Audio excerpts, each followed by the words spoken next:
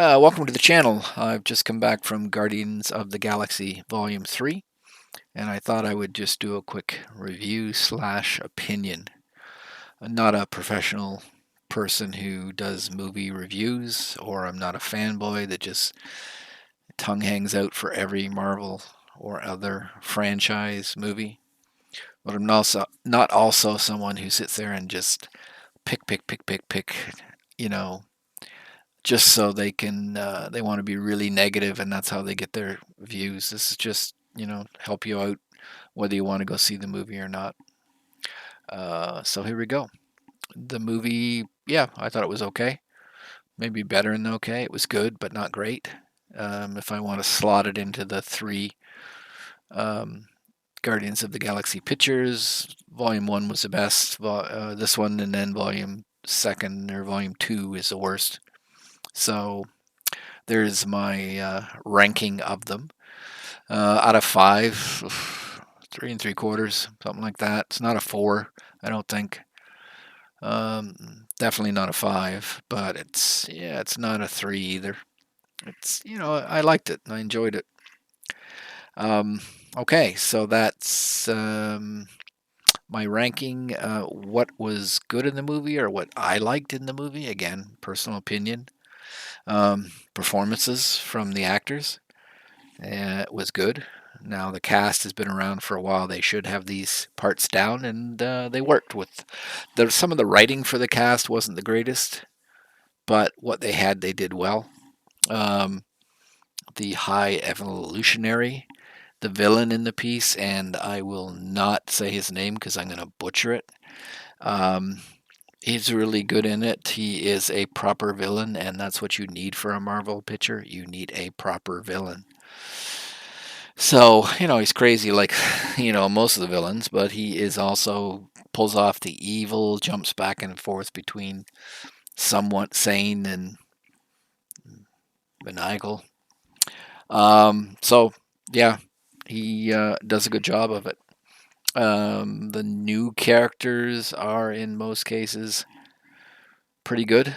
Some of them are just voice actors. They don't often have a lot of um, they don't have a lot to say, maybe, or a lot of appearances, but they didn't get in the way. Was concerned about, I think it's Will Poulter that plays Adam Warlock, but he was fine. He wasn't written very well, but he was fine. So Dave Batista, Bradley Cooper, Karen Gilliam, Mantis, Palm, Climath, whatever, Chris Pratt, all did a good job, and Sean Gunn, as his character, he was a bit of the comic relief. And that's another thing that I liked because they pulled back a little bit on the humor, or what they go as humor. Some of the Marvel movies recently, especially the last Thor: Love and Thunder, they just every 10 seconds they thought they had to have a joke, and it got that it wasn't funny and it was annoying more than funny. So here there's humor, which you would expect in a Guardians movie, but it's appropriate humor and it's in the right locations. In fact, this movie is a bit more serious than a Guardians of the Galaxy, and I didn't mind that. Um, they're trying to tell a story here, so there you go. The performances were good. The humor being dialed back was good. The CGI was okay. It wasn't annoying, um, and the action was good. Um, so yeah, thumbs up for all those things. What I didn't like, what I hated, is the music in this movie, and they did it in two, and it's just as bad in three. In that at the start of the movie, there's song after part of a song. They don't even play the entire song. Part of the song, a little bit space, part of the song, part of the song. I think there was like 6 or 7 songs within the first 20 minutes of this movie, and they don't fit. The songs they play don't really match what's going on in the screen. Not all the time, at least. There's one or two of them that's like kind of, why did they pick that song? I'm sure there was somebody at the Disney sitting there going, well, how are we going to sell more soundtracks? Well, let's pump in as many songs as possible, and then people will buy them. It just is annoying, annoying, annoying. Thank God they cut it out later in the movie so that the music, where there's probably a real musician has created a sound or a music for the movie, it actually fits with the movie, so it's not annoying. But so many of the like their real songs, pop songs, just I hated it. Um, so that was the first thing that I didn't like.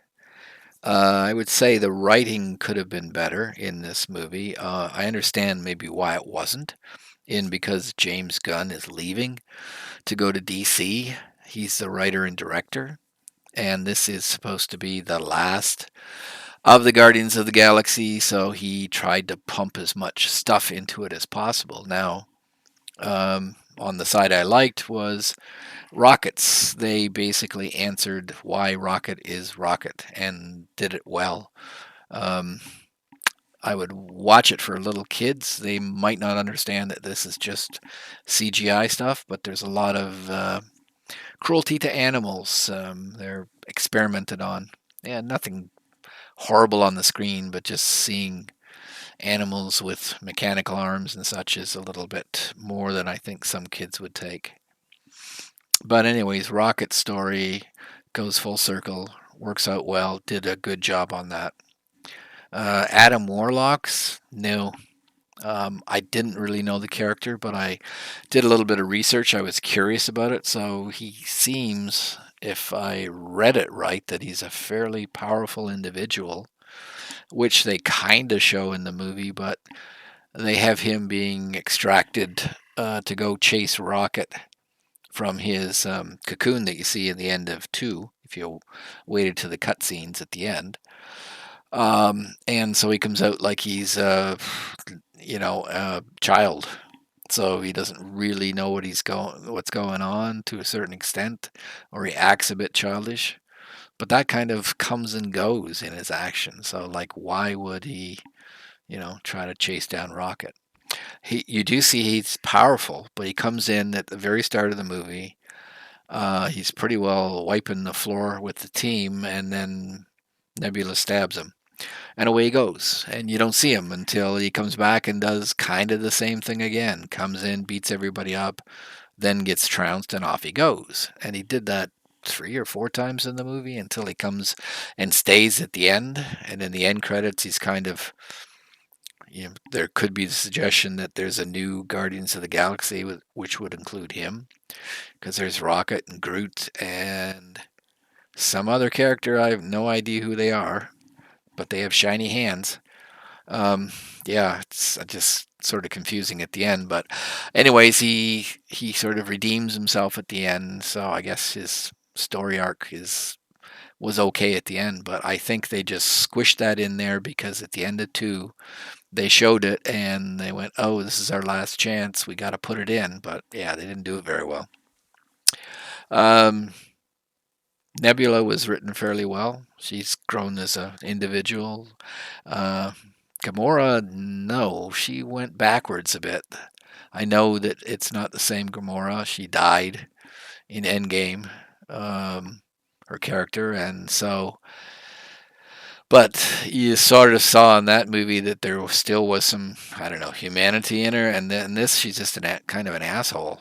At the start of it, doesn't want to help anybody, doesn't want to do anything, and yeah, just annoying. And then Peter Quill, because he's in love with the other Gamora, he constantly sits there.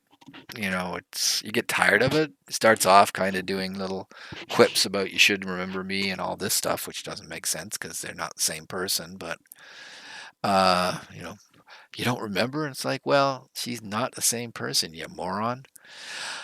So yeah, the two of them, I didn't particularly like the way it went.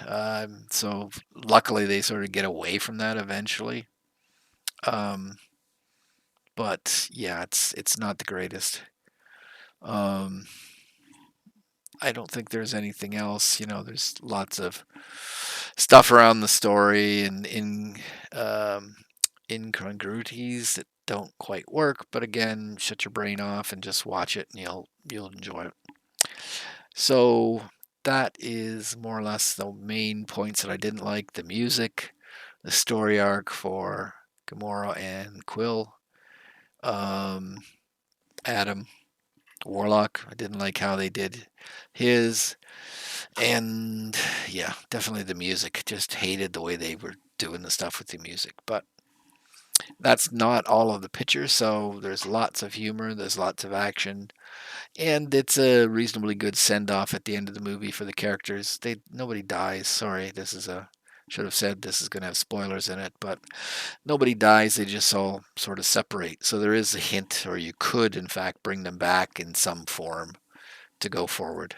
But anyways, that's it. So I do recommend the movie. You know, I'd hate, it'd be better probably to wait and see it on the streaming service for cheaper.